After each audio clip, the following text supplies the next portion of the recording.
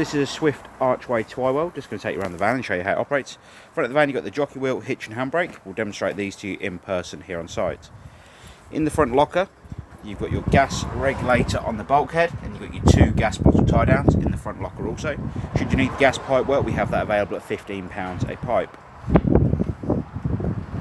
Coming down the side of the caravan you have your Truma heating and hot water flue, very simply there to allow the heating system to breathe, whether it's on gas or when it is on electric, so you need to leave that uncovered at all times. You've then got the leg winder on either side at the front to stabilise the caravan while it's on site. The leg winder will be in the front locker, and you'll wind the legs down and put them down onto the ground. You'll never lift the caravan with those legs, but you do need to stabilise it each time you use the van. You've then got your water pump connection, which very simply pulls out the side of the van and pushes into the side of the caravan to lock it in place. The pickup pipe then drops down inside the act roll itself, and I'll show you how to fill the water system once we go inside the caravan. You then got your battery locker behind there. You'll have your battery on the right hand side and your mains power lead in the left hand side of there, and that will connect to the mains power on site. You've then got your 2 fridge vents. The 2 fridge vents are very simply there to allow the fridge system to breathe. So the bottom one will push some heat out, push the heat out the back of the fridge unit, and the top one will take some cool air in. The other way around. Top one will blow some hot air out, and the bottom one will take some cool air in. And then you've got your gas flue behind the top cover as well. Motor mover and wheel nuts. We'll torque the wheel nuts while you're here on site, and we'll also demonstrate the motor mover so you can see everything is working as it should. Then coming down the side of the caravan, you've got your 2 grey waste pipe connections, so they're going to the larger diameter holes that you see there, and then they'll drop down inside the waste master itself, and the fresh water that goes in the front, once it's been through the sinks and the shower, will come out down the side of the van here. Back of the van, you've got the toilet flush tank. You put your key in and open the tank up. You'll take 2.5 litres of water, and 3.5 litres of water, and a capful of the pink fluid prior to use. Then in the bottom, you have your toilet waste cassette, which you release by pulling up the orange handle and pulling the cassette towards you. The orange neck here turns out 90 degrees, so you can tip the waste away. The grey cap is a measure for your pink and your blue fluid. And then you have an orange pressure relief button on the back of the cassette, so when you're tipping the waste away, it doesn't spit and sputter back at you. On the rear of the caravan on either side, you've got the 2 wind down stabilising legs again, and like I said, they are only there for stabilising, not lifting the caravan. Then got your storage locker for underneath the bed at the rear of the caravan. 3-pin socket so you can have power out to your awning. Underbed storage for the front left hand side of the caravan, and your barbecue gas point. And below that you've got the last wind down leg. Going on to the inside of the caravan now. As you walk into the caravan, above the door as you walk in, you'll see the Truma control panel, which we'll come back to in a moment. And then you've got your main control panel for the caravan. First of all, you're going to need to turn the power on the master power switch just here. It's going to have an icon here and here to indicate we've got mains power coming from the site to the caravan. And if you connect it to the car, you'll have an orange light on the caravan and a green dot on the car. You've then got your leisure battery voltage on the left hand side here.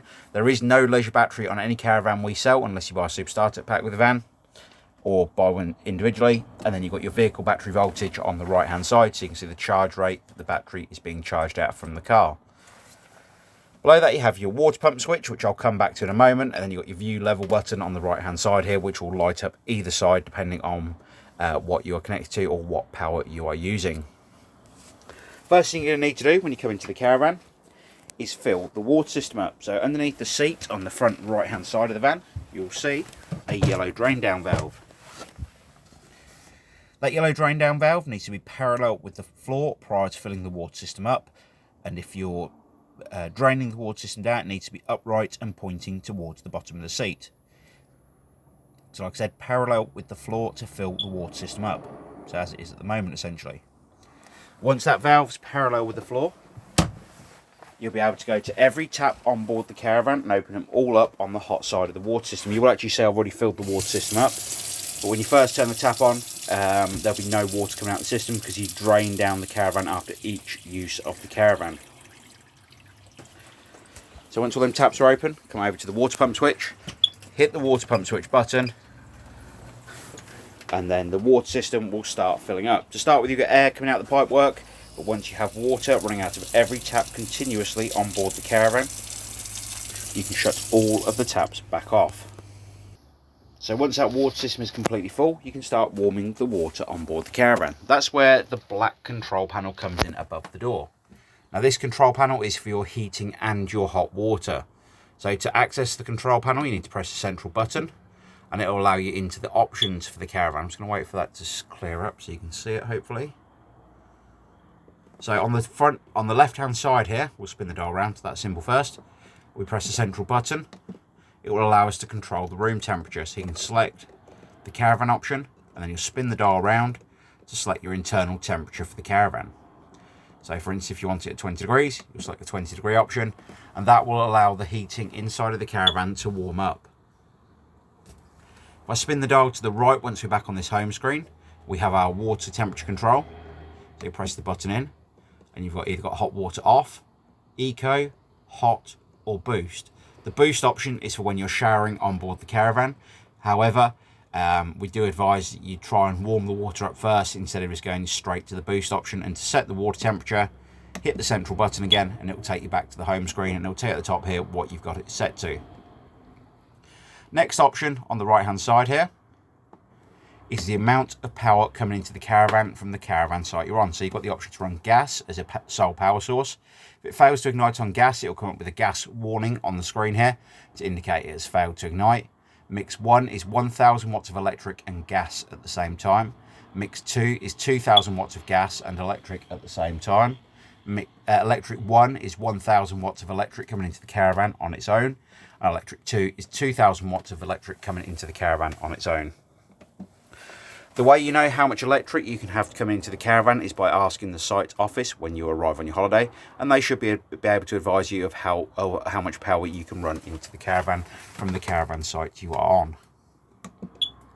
Go back into the control panel again. The next symbol across is for your blown air heating, so very much like the fans you have in your car. You've got eco, high, eco or high on this particular van, so you can select high, and that will turn the fans on to their higher setting, and it will start blowing the air around the caravan through the vents that you see in different locations around the caravan.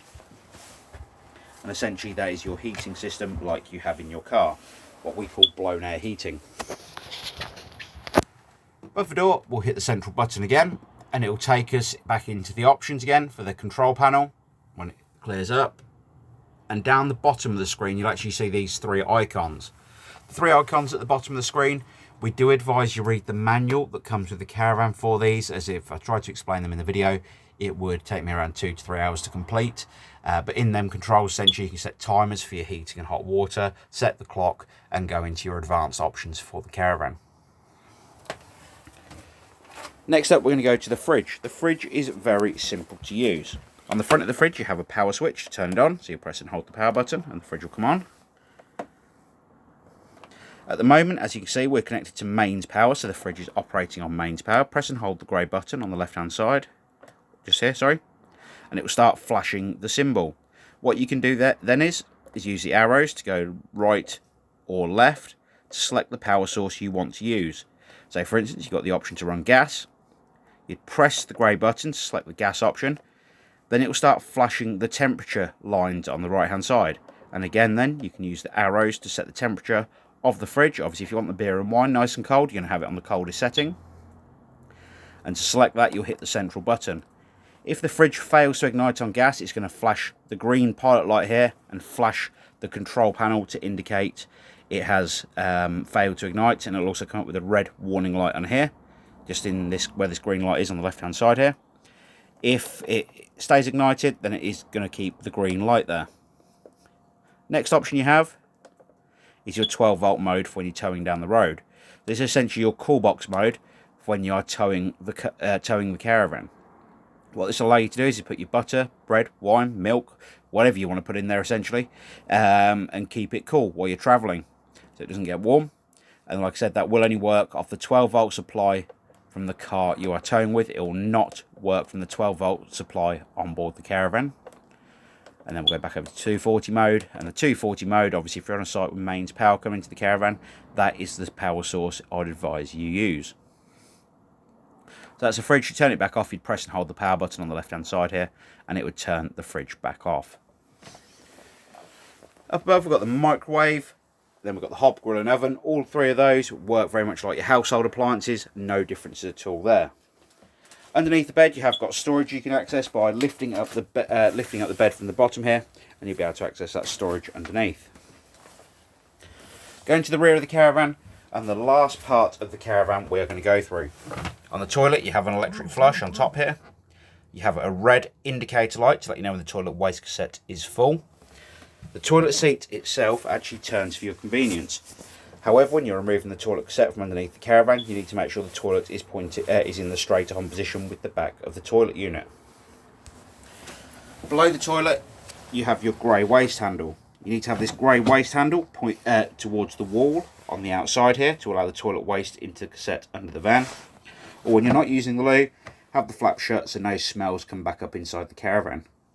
Again, you do need to make sure this toilet waste handle is in the central position when you remove the toilet cassette from under the van, as you will damage the toilet waste cassette if you try to remove it without doing that. So this is the Swift Archway Twywell. If you have any further questions on the caravan, please don't hesitate to give us a call here at the Caravan Company, and we'd be more than happy to help. We appreciate your business and we look forward to seeing you here on site soon. Thank you for now. Bye bye.